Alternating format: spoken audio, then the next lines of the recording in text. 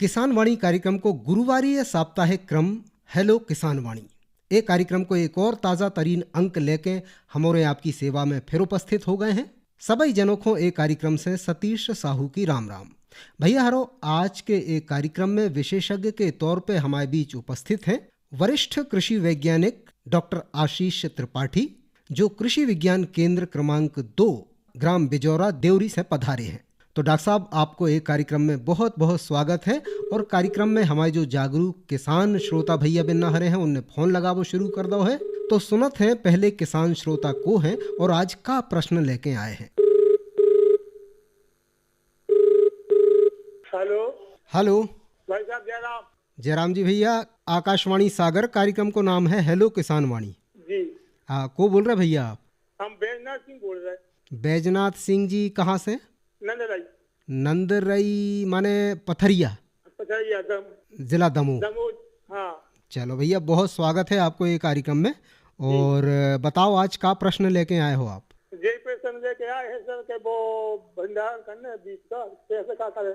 अच्छा, तो खावे वाली पिसी को करबो चाहत हो कि बीज को करबो चाहत हो? बीज को। बीज को? हाँ, माने बीज अगले साल की बोनी के लाने आप? हाँ, देने के लिए। अच्छा भैया, कौन सी किस्म है कछु पता है आपको? 315। 315। ओ में जब फसल आपकी खड़ी थी बई थी तो ओ में अलग से आपने देख रेख करी थी बीज के हिसाब की? जी, बात आ करे दानों मुंह में दबाओ तो कट तो करो, तो फिर दबाओ तो फिर कट तो करो। अच्छा, माने वो तो होगा है। और हाँ, ओ की फसल के दौरान कछु खास देख रेख भी करी हुई है आपने? हाँ, करी थी। बैद्यनाथ जी, जो आपने बीज भंडारण की बात की है, तो बीज भंडारण में आपको सबसे पहले तो जो फसल की कटाई आपने की है उसकी आप छनाई कर लो, जिसको हम ग्रेडिंग कहते हैं, और साफ सुथरे बीज को आप नए बोरों में रख के और आप उसको एक ऐसे स्थान पर भंडारित करें जहां बहुत ज़्यादा आवागमन ना हो, वो कमरा एयर टाइट हो, बस थोड़ा बहुत उसमें हवा का प्रवेश बना रहे जिससे बहुत गर्मी ना हो। जो आप बीज के लिए बड़े मात्रा में अगर भंडारण कर रहे हैं तो आप जो EDB एम्पुल आते हैं भंडारण के दौरान उपयोग किए जाने वाले, या सल्फास, 1 क्विंटल के पीछे आप 1 गोली या 1 कैप्सूल उसको रख के बोरे में और भंडारित कर सकते हैं। वर्तमान में पॉलीथिन लगे हुए बैग भी आते हैं, या अनाज भंडारण के लिए प्रो सुपर बैग आते हैं, वो 80 से 90 रुपए का आता है, उसमें भी आप भंडारण कर सकते हैं। तो आपका जो है अगले सीजन तक उसमें ख़राब नहीं होता है। जो आपको बीज का या अनाज का जो भंडारण करना है उसको आप धूप में अच्छे से सुखा लें, और सुखाने के बाद उसमें 8 से 10% नमी हो। ये अंदाज़ा आप कैसे लगाएंगे कि जब इस बीज को आप दाढ़ से तोड़ेंगे तो कट की आवाज़ आएगी उसमें। तो आपको ये अच्छा सूखा हुआ अनाज आपको भंडारित करना है। बड़ा आपका भंडार कक्ष है तो उसमें नीचे लोहे की पटिया या वर्तमान में प्लास्टिक की प्लेट्स आने लगी हैं, उन प्लेट्स को आप बिछा दें। वो हवादार होती हैं, नीचे से खुली रहती हैं। उन प्लेट्स के ऊपर आप एक के ऊपर एक करके बोरियों को रख दें। जो भंडार गृह है उसमें दीवार से आपको 1 फीट की दूरी पर भंडारण करना है, और गेहूं या चने को आप 8, 10, 12 बोरियां तक भी आप एक के ऊपर एक रख सकते हैं। केवल सोयाबीन में 4 से ज़्यादा बोरियां नहीं रखी जाती हैं।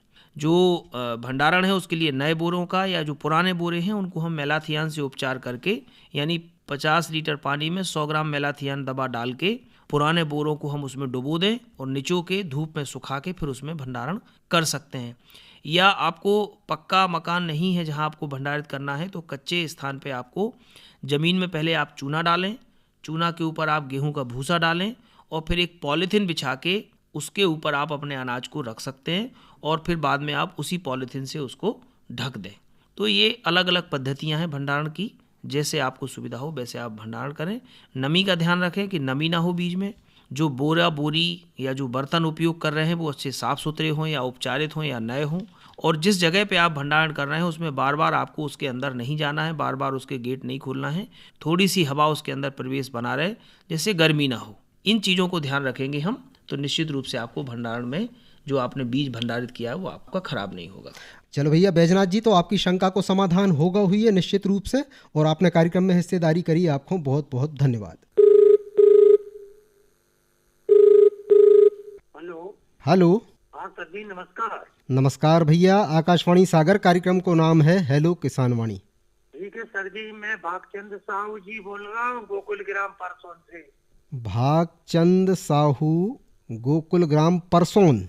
हाँ, मालथोन के पास है। मालथोन के पास, माने भैया उत्तर प्रदेश की सीमा के पास बसे हो आप? बिल्कुल सर जी, बिल्कुल बिल्कुल। चलो, तो बहुत स्वागत है भैया आपको।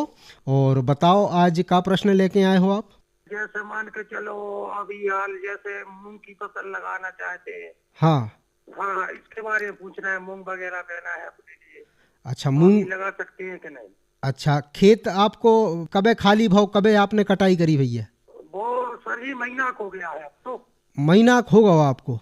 हाँ बिल्कुल बिल्कुल। चलो भैया, तो अबे तक तो हमारे ख्याल से हम बो देने थी। अच्छा, पानी की व्यवस्था है आपके पास? पानी की हाँ थोड़ी हैगी सर जी, पानी की व्यवस्था तो है। कितनी सिंचाई के लायक है पानी? पानी तो सर 2-3 पानी हो सकते हैं।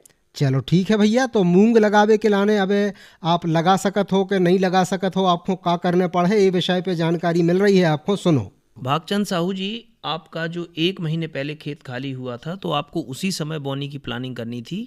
अब आप मूंग लगाने के लिए लेट हो गए हैं। आप बेहतर होगा कि उस खेत में आप कद्दू वर्गीय सब्जियां या भिंडी, बरबटी, इनका बीज आप लगाएं। और जो आपके पास पानी कम है तो आप उसमें ड्रिप का उपयोग करके, या छोटी जगह पे आपको लगाना है तो ड्रिप की लाइन बिछा के एक टंकी से कनेक्शन कर दें उसका, तो कम पानी में भी आपकी ये सब्जियां हो जाएंगी। मूंग लगाने का समय अब निकल गया है, अब हमें मूंग नहीं लगानी चाहिए। चलो भैया, तो भागचंद जी आपकी शंका को भी समाधान होगा हुई है और आपने कार्यक्रम में हिस्सेदारी करी, आपको बहुत धन्यवाद। अगले कार्यक्रमों में भी आपके फोनों को इंतजार रहे। और भैया हरो एक कार्यक्रम को आगे बढ़ाओ जाए ओके पहले आप औरों को मनोरंजन करवाते हैं। एक लोकगीत आप औरों को सुनवा रहे हैं जिनको गा रही हैं शकुंतला राजपूत।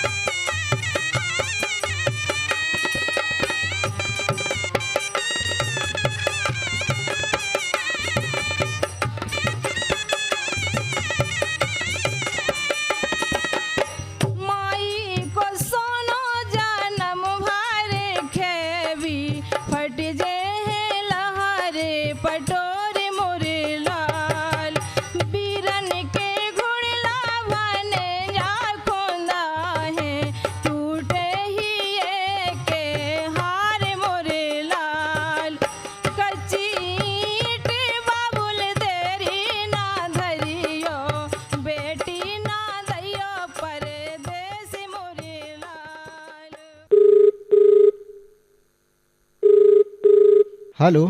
जयराम जी सर, आकाशवाणी सागर। बिल्कुल भैया, आकाशवाणी सागर और कार्यक्रम को नाम है हेलो किसान वाणी। गंधर्व सिंह बोल रहे थे राजघाट से। गंधर्व सिंह जी, ग्राम राजघाट। जी सर, हिन्नौद। हिन्नौद। सो आप हिन्नौद में रहते हो कि राजघाट भी अलग गांव है? नहीं, गांव पास ही में है सर, बगलई में गांव के राजघाट। हाँ हाँ, वो देखो है भैया, ऊंचाई पे थोड़े सो आपको हिन्नौद है हाँ जी सर, ऊंची और पे है। ओके पहले तनक राजघाट परत है। हाँ, वो के पहले पड़ेगा सागर से जाओ जब। चलो भैया, तो गंधर्व सिंह जी, कार्यक्रम हेलो किसान वाणी में आपको बहुत स्वागत है। और बताओ भैया, का प्रश्न लेके आए हो आज? सर वो लगाने थी घरेलू। गड़ेलू लगाने थी। हाँ, वो फतकुली तो लगा, मैं इसकी जानकारी लेने थी। पानी की पर्याप्त व्यवस्था है आपके पास? हाँ जी सर, पानी की है, राजा घाट से है। चलो भैया, तो ये विषय में आज आपको जानकारी दी जा रही है, सुनो आप। गंधर्व सिंह जी, आपके पास पानी पर्याप्त है तो कद्दू बरगी सब्जियां लगाने का ये बहुत उपयुक्त समय है। आप कद्दू बरगी सब्जियों की या तो संकर किस्में बाजार से ले लें, या जो ओपी वैरायटी हैं उनको आप उद्यान की विभाग से संपर्क करके या मार्केट से लेके, और उनके लिए आप एक गड्ढा खोदें खेत में, अलग अलग जगह पे गड्ढे बना के उसमें गोबर की खाद और आपका वर्मी कंपोस्ट, नीम की खली या और भी कोई खली हो वो मिक्स करके आप गड्ढों को भर दें। उसमें single super phosphate, muriate of potash ये भी मिक्स कर दें, और 2-2 बीज हर गड्ढे में डाल के, और जैसे ही वो जम जाए बीज तो उस गड्ढे की चारों तरफ आप जो गेहूं की नरवाई है उससे आप उसकी मल्चिंग कर दें, माने उसके ढक दें मिट्टी को। फिर आप उसमें सिंचाई करते रहें, और ऐसा करने पे आपको लौकी का जो गिलकी है, कद्दू है, इसका अच्छा उत्पादन मिलेगा। जब पौधे बड़े हो जाएं उस बीच में आप ज़मीन में जो गेहूं की नरवाई निकली उसकी मल्चिंग कर सकते हैं। इससे फल आपके अच्छी क्वालिटी के होंगे, नमी आपकी उड़ेगी नहीं, और आपको पानी कम लगाना पड़ेगा। तो आप अच्छा समय है, आप लौकी, गिलकी, जो भी कद्दू वर्गी सब्जियां लगाना चाहते हैं उनको आप बिल्कुल लगा सकते हैं। हेलो। और जयरामी साहब। जय हो भैया, आकाशवाणी सागर, कार्यक्रम को नाम है हेलो किसान वाणी। सर विजय उपाध्याय, ग्राम सतपाड़ा, तहसील पथरिया, जिला दमोह से बोल रहे सर। विजय भाई, आपकी तो आवाज ही से जान जाते हैं कि विजय उपाध्याय जी बोल रहे हैं। जी सर जी। सतपारा पथरिया है ना? जी जी जी। चलो, बहुत स्वागत है भैया आपको। जी। और बताओ आज क्या प्रश्न लेके आए हो? सर एक प्रश्न है सर, हमने आपको पिछली बार बताई थी कि हमारा बच्चा पानी नहीं पिया, ज्यादा बिल्कुल कम पिया थे। 2 महीना को होगा, और मिट्टी इतनी चाटत रहे थे। तो एक प्रश्न जो है सर, दूसरा जो है सर, पिलाऊ करावे में सब्सिडी मिला थे, तो वो की कार्रवाई कैसे करी जाए? वर्तमान में जो आपका ग्रीष्मकालीन जो गहरी जुताई है उसमें अनुदान अब नहीं है। फिर भी आप कृषि विभाग में आपके जो वरिष्ठ कृषि विकास अधिकारी कार्यालय होगा वहां जाके आप संपर्क कर लेना। अगर किसी योजना में उसका प्रावधान होगा तो आपको जरूर उसका लाभ मिलेगा। और जो दूसरा आपने बछड़े के लिए बोला है, तो आप जो निकट में जो भी पशु चिकित्सक हों उनसे संपर्क करना, क्योंकि जब बछड़ों को कैल्शियम की कमी होती है तो वो मिट्टी चाटते हैं, है ना? तो आप डॉक्टर से संपर्क करके वो आपको प्रॉपर दवाई बता देंगे, तो आपके बच्चा भी आपका पानी भी पीने लगेगा, और कैल्शियम देंगे तो उसका मिट्टी का खाना बंद हो जाएगा। ठीक है सर। ठीक है विजय भैया। ठीक है साहब, जय राम। चलो, बहुत धन्यवाद भैया कार्यक्रम में हिस्सेदारी के लाने। हेलो। जय श्री राम। जय सिया राम भैया, आकाशवाणी सागर, कार्यक्रम को नाम है हेलो किसान वाणी। जी सर, हम ग्राम भानगढ़ से विजय कुमार साहब बोल रहे हैं। भानगढ़? जी। भानगढ़ कहाँ है भैया? ये सर राहतगढ़ क्षेत्र में। राहतगढ़ क्षेत्र में। जी। आपको बहुत बहुत स्वागत है भैया आज के कार्यक्रम में, जिनको नाम है हेलो किसान वाणी। जी सर। और बताओ विजय भाई, आज का प्रश्न लेके आए हो आप? सर खेती बाड़ी से है संबंधित। हाँ बिल्कुल, बताओ। तो ये है सर, हमारा के कुछ बीज की जानकारी लेना है आपने। काय के बीज की? सब्जी वगैरह के बीज। तो कौन सी सब्जी भाजी बताओ भैया थोड़ा सो। सर ये जो अपन घर पर बीज बनाते हैं। हाँ हाँ, तो जो घर पे अपन बीज बनाते वो ओपन पॉलिनेटेड वैरायटी कहलाती है, वो हाइब्रिड नहीं होती वो, है ना? जी। तो उनका बीज उद्यान की विभाग से या बाजार से खरीद के, और फिर आप उसको घर में लगा के, और उसके बीज बनाने की एक निर्धारित प्रक्रिया है। जैसे मान लो भिंडी का बीज बनाना है तो भिंडी तो सूख जाएगी, उसके बीज इकट्ठे कर लो। टमाटर का, बैगन का बीज बनाना है तो टमाटर जब पक जाए, खेत में लगे लगे एकदम बिल्कुल पक के, बिल्कुल समझो सड़ने जैसी स्थिति बन जाए, तो उसको इकट्ठा करके और एक बर्तन में उसको हम डाल देते हैं, तो वो सड़ जाता है, और फिर उसके बीज हम निकाल लेते हैं, धो के सुखा लेते हैं। तो अलग अलग जो सब्जियां हैं उनके अलग अलग, जैसे लौकी, तुरई है, इसकी जो है पेड़ पे लगे लगे जब पौधा सूख जाता है बिल्कुल, तब हम उसको तोड़ के और उसका जो है वो बीज एकत्र कर लेते हैं। तो इस तरह से अगर आप जो भी आपको सब्जियां लगानी हैं उनके बीज आप उपयोग कर सकते हैं। जैसे भिंडी है, बरबटी है, का लौकी है, गिलकी है, तोरई है, इस सीजन में अभी लगने वाली जो फसल है उनकी हम बात कर रहे हैं, तो आप ऐसे बीजों को आप घर में उपयोग कर सकते हैं, है ना? जैसे तरबूज का बीज अपने बनाना है और खरबूज का। हाँ, तो ये पुरानी वैरायटी तो बहुत कम है, इनका बीज है, इनका भी बीज है, और इनकी भी उन्नत वैरायटी, अगर आपको उन्नत किस्म का बीज इनका चाहिए है हाँ तो जो सब्जी अनुसंधान केंद्र हमारा वाराणसी में है, वहाँ पे ये सारे बीज आपको वहाँ से मंगाने पड़ेंगे। उनका एड्रेस आपको मिल जाएगा, तो आप ऑनलाइन भी वो भेज देते हैं, आप उनका पेमेंट कर देंगे तो वो भेज देते हैं। या इंदौर में जो NHRDF का कार्यालय है, national centre for onion and garlic research, वो भी इन सब बीजों को तैयार करते हैं, तो उनसे भी आप बीज मंगा सकते हैं इंदौर से। जैसे अपन आलू का बीज बनाए, आलू में ऐसा है कि आलू में जो आपने आलू लगाया है वही आपका जो कंद है उसका बीज आप यहाँ बना सकते हैं, लेकिन हाइब्रिड जो बीज है उसका वो हमारे जिले में नहीं बन सकता। उसके लिए ठंडे प्रदेशों में, जैसे हमारा जो अनुसंधान केंद्र है आलू का वो शिमला में है, कुफरी में, तो वो वहाँ की जलवायु उसके लिए उपयुक्त है। सागर में उसका बीज हम नहीं बना सकते, है ना। जो केवल कंद हैं, जो मीडियम साइज के कंद आपके निकले हैं खेत से और जो मैच्योर हो गए हैं, उनको हम इकट्ठा करके और कोल्ड स्टोरेज में रख दें, अगले साल वो कंद आपके बीज के काम में आ जाएंगे।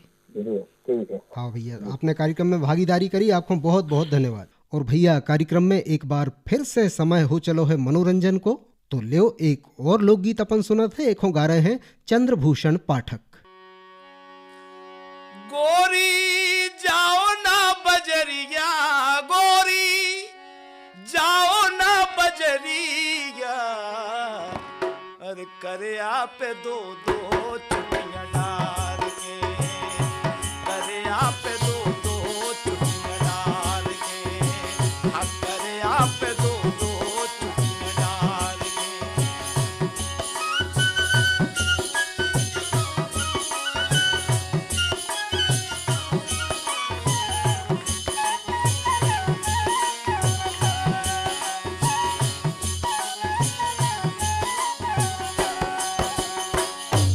कंदेला लटके झेला, अखियां काजर कारी, दार कंदेला लटके झेला, अखियां काजर कारी, माथे ऊपर बेंदा दम के सोहत कानन वारी, माथे ऊपर बेंदा दम के सोहत कानन वारी, तोरी बारी है उमरिया, तोरी बारी है उमरिया, करे आप दो दो चुनिया डाल के, हाँ करे आप दो दो चुनिया डाल के।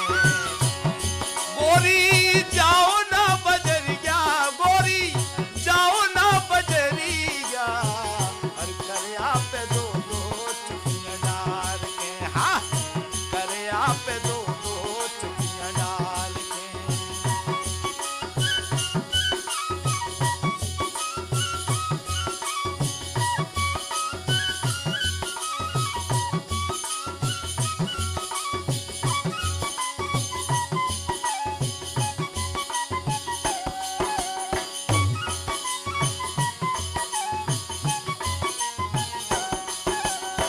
गोरी मुन्या लरम कलैया, ऊबड़ डगर प्यारी, गोरी मुन्या लरम कलैया, ऊबड़ डगर प्यारी, जेठ मास की तपे तो फरिया, पर जे मुन्या कारी, जेठ मास की तपे तो फरिया, पर जे मुन्या कारी, ऊंची नेची है पहाड़िया, ऊंची नेची है पहाड़िया, करे आप दो दो चुनिया डाल के, हाँ करे आप दो दो चुनिया डाल के। गोरी जाओ ना बजरिया, गोरी जाओ ना बजरिया, करे आप दो दो चुनिया डाल के, हाँ करे आप दो दो चुनिया डाल के। हेलो हेलो, हाँ भैया, आकाशवाणी सागर कार्यक्रम को नाम है हेलो किसान वाणी। हम क्या कह रहे हैं सर, हाँ। आज पर वो बात है सर। थोड़े हल्ला गुल्ला से दूर चले जाओ और बात कर लो। जी नमस्ते सर। नमस्ते नमस्ते। हम ग्राम नावी पोस्ट सोना, तहसील महरौनी, जिला ललितपुर, उत्तर प्रदेश से आपके नियमित श्रोता जुगल किशोर प्रजापति जी बोल रहे सर। जी बताएं।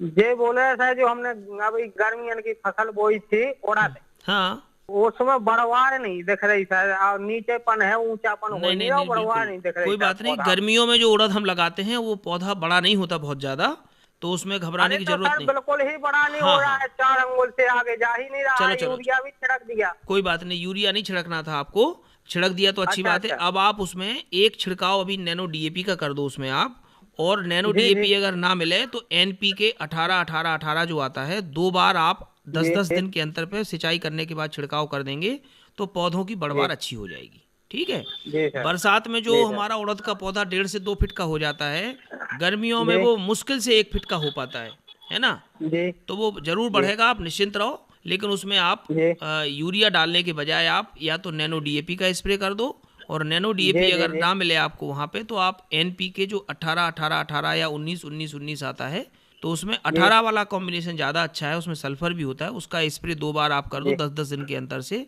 आपकी उड़द अच्छी हो दिखने जाएगी। लगे, बढ़वा हाँ दिखने हाँ, लगे सर बिल्कुल पौधे दिखने में। लगेगी, बिल्कुल दिखने लगेगी। जी ठीक है। नमस्ते पहुंचे सर। नमस्ते नमस्ते। तो डॉक्टर साहब, जब तक अगले कोई श्रोता को फोन आते, अबे पहले आपने मूंग संबंधी कछु उत्तर दे श्रोताओं को। आपने मना करी कि अब मूंग आप न लगाओ तो ज़्यादा अच्छो है, और जो भैया हरे समय से मूंग लगा चुके हते उनकी फसलों में कछु रोग दो आ रहे हैं, पत्ता को करबे जैसी समस्याएं हो रही हैं, तो ये काय हो रही हैं और इनको का समाधान है? देखिए, गर्मी में क्या होता कि बहुत सारे खेत खाली होते हैं, तो जो कीट व्याधियां हैं वो जहाँ भी फसल होती है वहाँ जाके उसका अटैक करते हैं। जी और दूसरा, गर्मी में हम चूंकि नींदानाशक नहीं डालते हैं तो खेतों में नींदा भी होता है। जी जी तो नींदा में जो रस चूसक कीट हैं वो आके बैठते हैं, उनका प्रिय भोजन नींदा है, जी। और फिर वो साथ ही साथ हमारी मुख्य फसल जो मूंग है या उड़द है उसमें भी नुकसान करते हैं। तो सबसे पहले तो हम खरपतवारों को धीरे धीरे जब जैसा मौका मिलेगा खेत से निकालते रहें, जिससे ये रस चूसक कीटों की समस्या नहीं रहेगी। जी और शाम के समय आप कोई भी रस चूसक कीटों वाला जो कीटनाशी है, जैसे इमिडाक्लोप्रिड 17.8 है, जी, या इमिडाक्लोप्रिड 30.5% है, या फिप्रोनिल प्लस इमिडाक्लोप्रिड है, जी, या थायमेथॉक्सेम 25% है, कोई भी एक कीटनाशी का शाम के समय आप स्प्रे करेंगे तो ये रस चूसक कीटों से आपको काफ़ी निदान मिलेगा, और जो कुकड़ा की समस्या है, पत्तियां सिकुड़ने की समस्या है, वो आपकी कम होगी। चाहे तो साथ में इसमें घुलनशील सल्फर 300 ग्राम प्रति एकड़ के मान से मिला सकते हैं, जिससे हरापन हमारा बढ़ेगा। जी। अब यहाँ पे कई किसानों का ये कहना है कि सल्फर गर्म होता है, उसको डालने से कोई नुकसान तो नहीं होगा, तो बिल्कुल वो गर्म नहीं होता। ये 80% वाला जो सल्फर है वो फंजीसाइडल फॉर्म में होता है, कवकनाशी की तरह काम करता है। तो आप 80% वाला जो सल्फर है उसको और रस चूसक कीटों की दवा को मिला के आप स्प्रे कर सकते हैं, जिससे जो सिकुड़ने की, पत्तियों के कुकड़ा की समस्या है वो आपकी कम होगी। दूसरा, कई जगह किसानों ने ये भी बताया कि वो मूंग में एक एक पत्ते पे 2-2 3-3 इल्लियाँ कहीं कहीं दिख रही हैं। तो उसका कारण ये है कि हमने चना की कटाई की या मसूर की कटाई की, और बिना खेत को रेस्ट दिए या बिना पलेवा किए हमने सीधे खेत की सूखे में जुताई करी और सूखे में बोनी कर दी, बाद में सिंचाई की। तो इससे हमारे जो पिछले सीजन के कीड़े थे वो हमारे खत्म नहीं हो पाए जी, और वो फिर से नई फसल उनको मिल गई, तो वो फिर से जो है एग लेइंग करके उनकी इल्लियाँ आ गई हैं। बिल्कुल। तो उससे घबराने की आवश्यकता नहीं है। आप शाम को 4 बजे के बाद कोई भी इंसेक्टिसाइड, जैसे आपका प्रोफेनोफास प्लस साइपरमेथ्रिन है, या आपका इमामेक्टिन बेंजोएट है, या आपका रेनेक्सिपायर है, या फ्लूबेंडेमाइड है, कोई भी एक कीटनाशी शाम के समय आप 150 से 200 लीटर पानी में 1 एकड़ की दवा को घोल के, जैसे इमामेक्टिन बेंजोएट लेना है तो 100 ग्राम लगेगा, रेनेक्सिपायर लेना है तो 30 से 40 ml लगेगा। तो इस प्रकार से आप उसका घोल बना के शाम को 4 बजे के आसपास स्प्रे करें, 4 से 6-7 तक। तो रात के समय जो इल्लियाँ नुकसान पहुंचाती हैं वो दवा के प्रभाव से खत्म हो जाएंगी। सुबह सुबह हम अगर कीटनाशी डालेंगे तो चूंकि टेम्परेचर बहुत ज़्यादा है, ऐसे में उसकी सक्रियता जो है कम होने की संभावना रहती है। तो जिन खेतों में नमी है, जिन खेतों में हमने अभी पिछले 2-4 दिन पहले सिंचाई की है, उन खेतों में आप कीटनाशी का स्प्रे करेंगे तो निश्चित रूप से जो आपने जिस उद्देश्य से डाली है दवा वो पूरा लाभ करेगी आपको। तो भैया यारो देखो, बड़ी विस्तार से डॉक्टर त्रिपाठी जी ने अपन को जो बात बताई मूंग के विषय में, तो आशा है इन सावधानियों को आप रखो। इनमें से कोई भी समस्या आपको हो रही है तो यही तरीके से निदान करो जो हिसाब से डॉक्टर साहब ने बताई। अच्छा डॉक्टर साहब, जो किसानों के पास पानी नहीं है और उनकी ज़मीन खाली डली रहे थे, बातों उनकी मजबूरी है, एक खाली ज़मीन की भी देख रेख अगर वे चाहें तो इस समय में कर सकते हैं, तो खाली ज़मीनों की देख रेख कैसी अबे करो चाहिए? और ख़ासतौर से जो गहरी जुताई की बात आप लोग करत हो, तो गहरी जुताई के का फायदा होते हैं? देखिए, जिन किसान भाइयों के पास सिंचाई नहीं है वो एक तो जुताई करके खेत की डाल सकते हैं, जो हम कल्टीवेटर से या पंजी लगा के जो जुताई करते हैं, जी जी तो आप कल्टीवेटर से या जो पंजी के माध्यम से जुताई करके खेतों की डाल देंगे, इससे जो ऊपरी परत है मिट्टी की 2-3 इंच कम से कम, जी। वो मिट्टी ऊपर नीचे हो जाएगी और इस मिट्टी में जो भी खरपतवार होंगे, जो भी कीड़ों के अंडे होंगे, वो नष्ट हो जाएंगे। जी। तो उस जुताई का बिल्कुल निश्चित रूप से हमें फ़ायदा मिलता है। और जिन किसानों ने 2-3 साल से भी अभी गहरी जुताई नहीं की है, वो 3 वर्ष में एक बार ग्रीष्मकालीन गहरी जुताई, जो हमारा मिट्टी पलटने वाला हल है, जिसको हम रिवर्सिबल प्लाऊ कहते हैं, उससे आप गर्मियों की गहरी जुताई कर सकते हैं। इससे क्या है, मिट्टी हमारी पलट जाती है, लगभग 1 से 1.5 फीट तक की मिट्टी ऊपर नीचे हमारी हो जाती है, अलग अलग प्लाऊ के साइज के हिसाब से। जी। तो आप उसको जो है प्लाऊ करके खेत को डाल देंगे, तो उससे आपका खरपतवार निश्चित रूप से उस खेत में कम होंगे। कीड़ों की जो अंडे हैं या संखी अवस्था है या इल्ली है, वो ऊपर आ जाएगी, तो उससे धूप में नष्ट हो जाएगी। जो बहुवर्षीय खरपतवार हैं या जो नॉर्मल हमारे खरपतवार हैं, उनके बीज ऊपर आ जाएंगे, तो वो नष्ट हो जाएंगे। जिन खेतों में गुंदला, गुंदली या इस तरह की कांस वगैरह की समस्या है, तो वहाँ ग्रीष्मकालीन जुताई का अच्छा फायदा मिलता है। उसमें आप जुताई करने के बाद सुबह आप उनकी जो जड़ें हैं उनको बीन के और एक जगह इकट्ठा करके आग लगा दें, तो धीरे धीरे उसका इंसिडेंस कम हो जाता है। जी। तो ग्रीष्मकालीन जुताई से कई फायदे हैं कि ये रोग व्याधि में नियंत्रण में मददगार है, खरपतवार नियंत्रण में मददगार है। और दूसरा, जो एक मिट्टी में नीचे 8-10 इंच के बाद जो परत बन गई है, जिससे पानी हमारा नीचे पर्कुलेट नहीं होता, बिल्कुल, तो बरसात का पहला पानी पूरा पूरा आपकी ज़मीन में नीचे जाएगा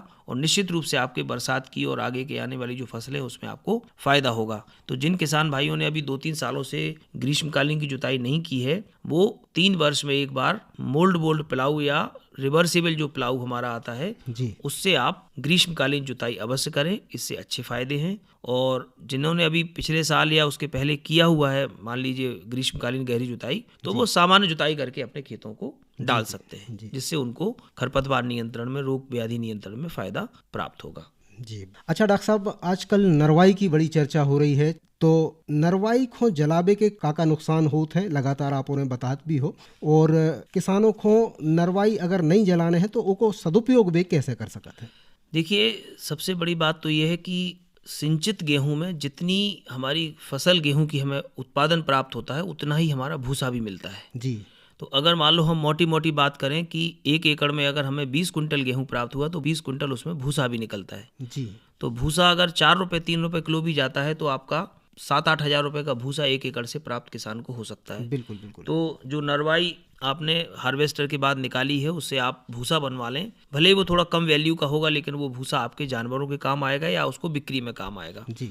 फिर जो बची छोटी बहुत नरवाई है, वो आपकी जुताई से आपको अच्छे से मैनेज हो जाएगी। जी जी। नरवाई जिनके खेतों में है, बिल्कुल आग ना लगाएं। आग लगाने से हमारी मिट्टी की जो ऊपरी परत है, 8 से 10 इंच की जो मिट्टी है, जिसको हम मदर सॉइल कहते हैं, जिसमें सारे पौधों की विकसित जड़ें होती हैं, जो पोषक तत्व लेती हैं, वो गर्म हो जाती है। तो गर्म हो जाने से उसमें सूक्ष्म जीव नष्ट हो जाते हैं, साथ ही उसका कार्बन नष्ट होता है, नाइट्रोजन खत्म होती है, और भी जो तत्व हैं वो खत्म होते हैं, और मिट्टी की हार्डनेस भी बढ़ती है। तो आग हमें बिल्कुल न लगाना चाहिए।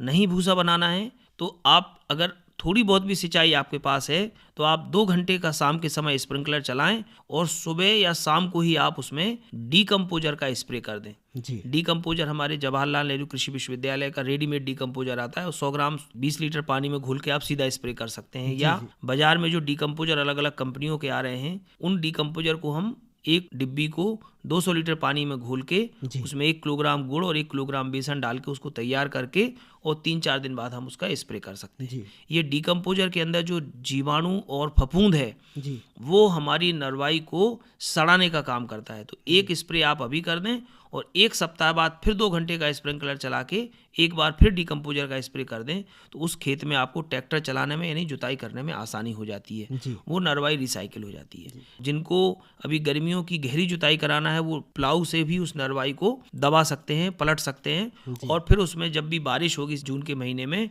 तत्काल बारिश के बाद उसमें डीकम्पोजर या जो हमने आपको बताया कि रेडीमेड भी आने लगा बायोडाइजेस्टर, उसको आप स्प्रे कर देंगे तो आपका 15 से 20 दिन में वो नरवाई थोड़ी ढीली हो जाएगी। और इसके बाद आपको जून में जब जुताई करके जुलाई में आपको जब बोनी करनी होगी, तो आपका खेत पूरी तरह से उपयुक्त हो जाएगा, जिससे आपको समस्या नहीं होगी। अब आपको बताएं, 1 कुंटल नरवाई में करीब 4 से 5 किलोग्राम नाइट्रोजन यानी 10-12 किलोग्राम यूरिया होता है 1 कुंटल में। इसी प्रकार से 3 किलोग्राम करीब फास्फोरस होता है उसमें 1 कुंटल में, और 4 से 5 किलोग्राम पोटास होता है। तो इतना इतनी खाद हमारी नरवाई के साथ जल जाती है। बिल्कुल। तो ये पोषक तत्वों को आप अगर रिसाइकिल कर देंगे, खेत में दबा देंगे और डिकम्पोजर डाल के उसको सड़ा देंगे, तो आपका ये खाद जो है कालांतर में काम आएगा, कार्बन बढ़ेगा, तो आपकी मिट्टी उपजाऊ होगी। तो बिल्कुल हमारी सलाह है कि किसान भाई आग न लगाएं, उस नरवाई को हम किस तरह से बेहतर तरीके से प्रबंध कर सकें, इस पे हम विचार करें। जी भैया हरो, तो जो हतो आज को कार्यक्रम हेलो किसानवाणी। कार्यक्रम में विशेषज्ञ के रूप में उपस्थित हते वरिष्ठ कृषि वैज्ञानिक डॉक्टर आशीष त्रिपाठी। तो डॉक्टर साहब, आपको बहुत बहुत धन्यवाद कि आप एक कार्यक्रम में आज समय निकाल के पधारे और हमारे किसान श्रोता भैया बिन्ना हरों को आपने इतनी उम्दा जानकारी दी। तो भैया हरो, हेलो किसानवाणी कार्यक्रम के अगले अंकों में आप औरों से फिर भेंट हुई है। यही आशा, यही उम्मीद के संग फिलहाल सतीश साहू खोंदेव अनुमति। राम राम।